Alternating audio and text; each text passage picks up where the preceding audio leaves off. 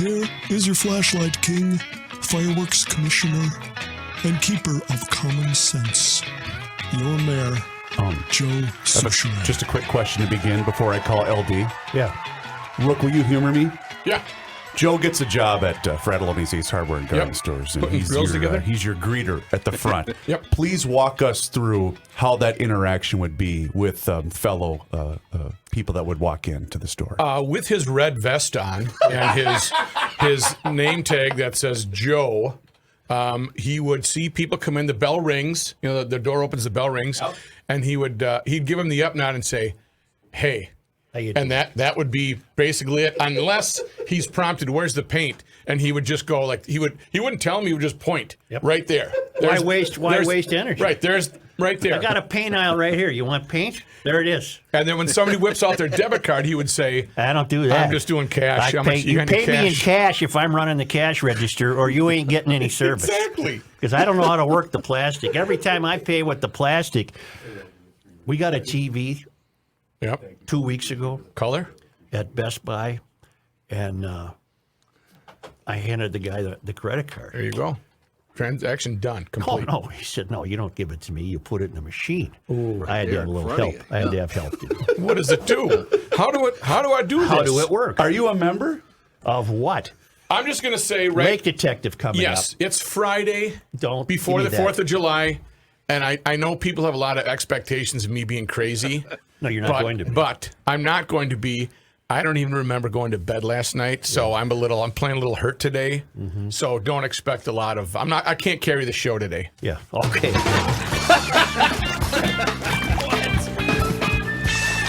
Lake Detective. Hi, LD. Hey, good day, Joe. Are you out on assignment? Man, you know what? We're kind of laying low today. Okay. The lakes are starting to heat up. There's action in the old pea patch today. That's right. The St. Paul paper has been enthralled with the story of a 1989 or 1990 Pontiac station wagon found in a lake in Woodbury, and there were high suspicions that you might have been the one out there on a case that jammed your oar onto the thing and looked down and said, "Hey, there's a car." But that wasn't you. Is that correct?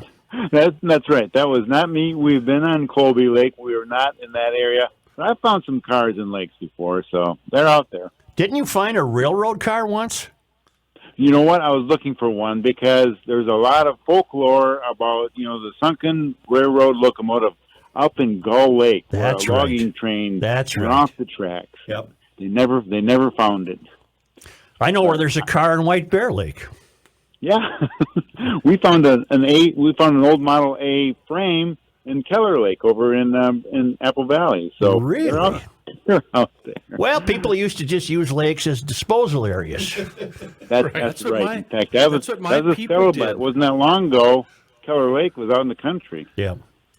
You guys, that's a phrase among my elders. Just drag it out on the ice; it'll be gone forever.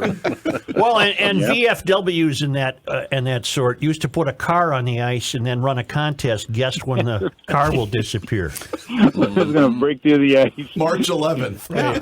That's the one that's in White Bear, about a 1950 Chevrolet. But later on, they started chaining them so they'd pull them in. Yeah. Yeah, right. Well, because you were ruining the earth, I think, back then.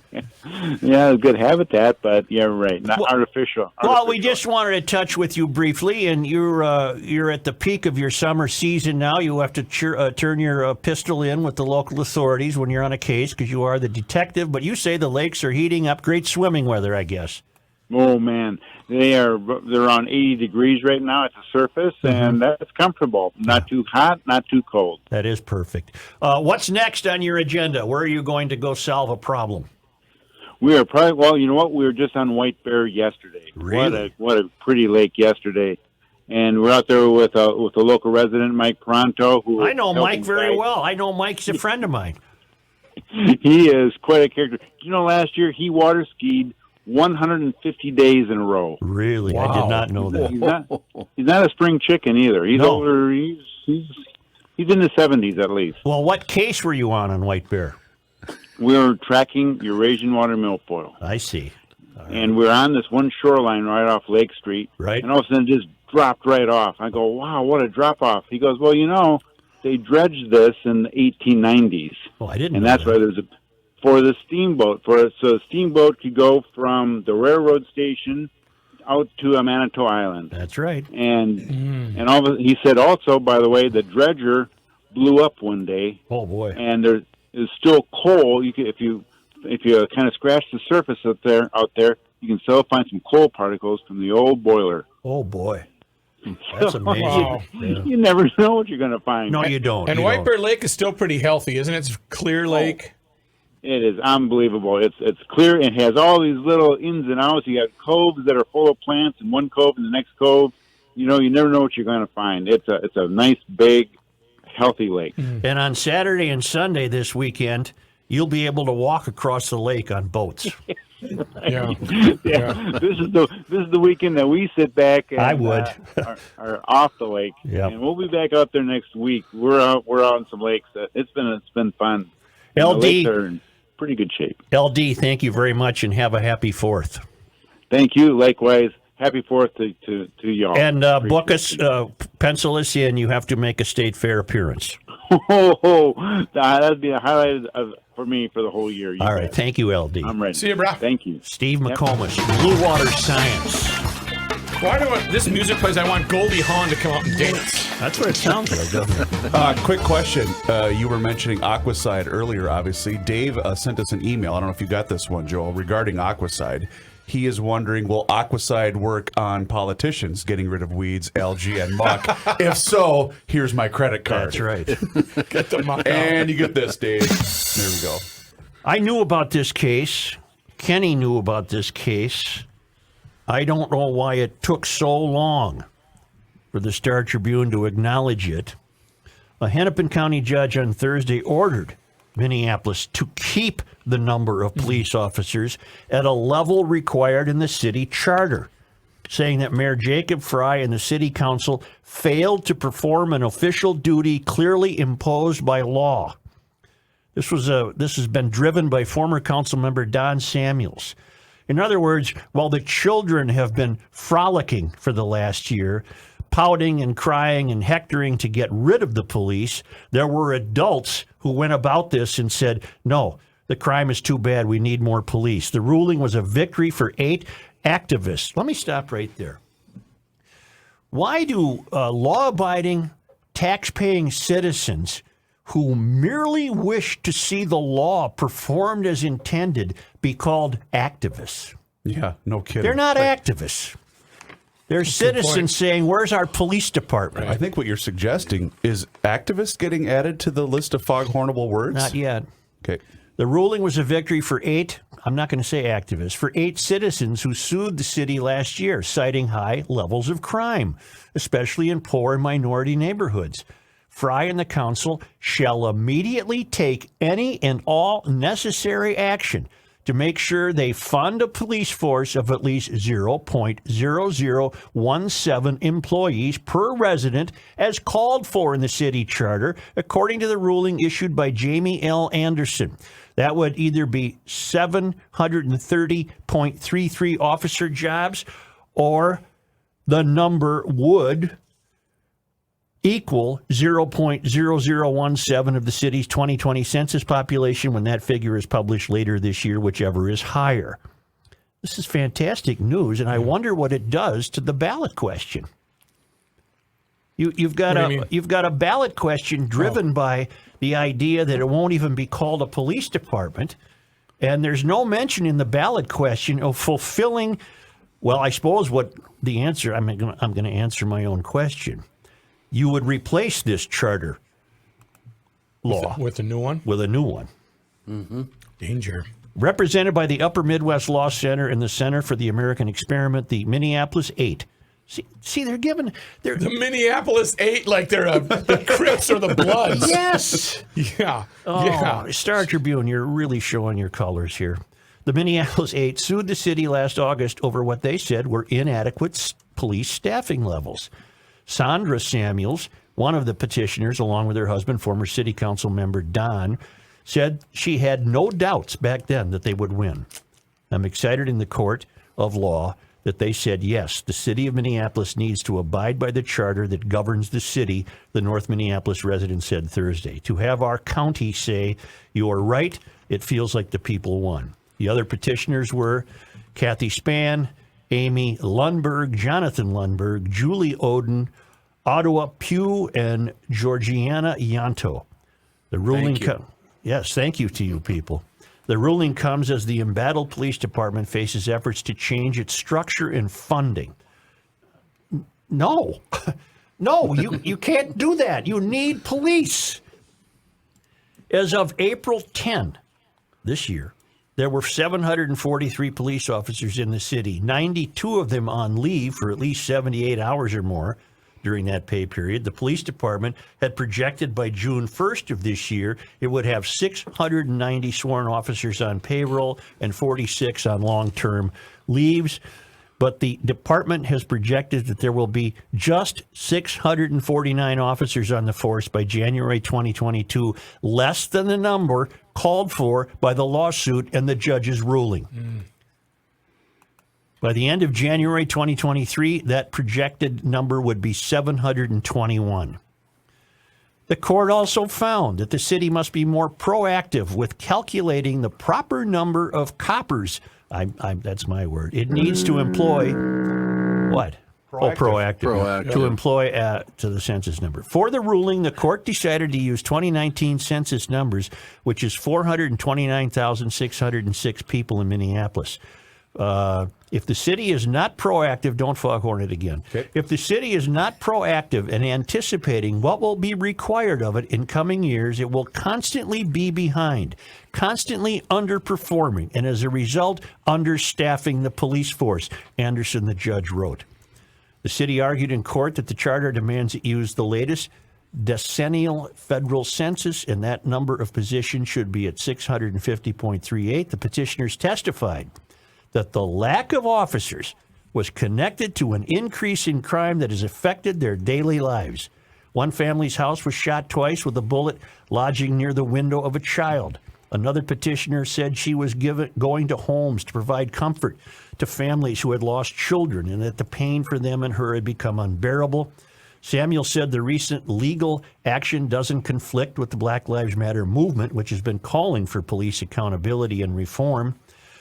This isn't about having more police officers, she said. We want a sufficient level of police officers and in accordance with the city charter. We demand sufficient staffing levels so that 83% of the shooting victims in Minneapolis are not black. Samuel said she sees the ruling as a victory for the 3 children who were shot, 2 of them fatally in North Minneapolis in April and May. Here's her concluding quote from a reasonable adult citizen. If there were more police, they would still be alive, she said. And we're only learning about this today. That's been going on for a year. Yeah. It's been going on for a year, and they win. Now, I don't know how that will affect the ballot question. Oh, it has to wipe it out. Well, it won't wipe it out. It does not. The ballot question, I just looked up, the wording amends the charter. Right. Oh. To change the wording of how many police officers are needed. So, okay. And these Mysterians will do everything in their power to undermine the police. Oh, of course. So there's still a chance that these ne'er-do-wells could win. Oh, yes. Yes. yeah. Yeah. Wow. Oh. It depends how efficiently the citizens of Minneapolis will wake up to understand what's happening to their city. Yeah.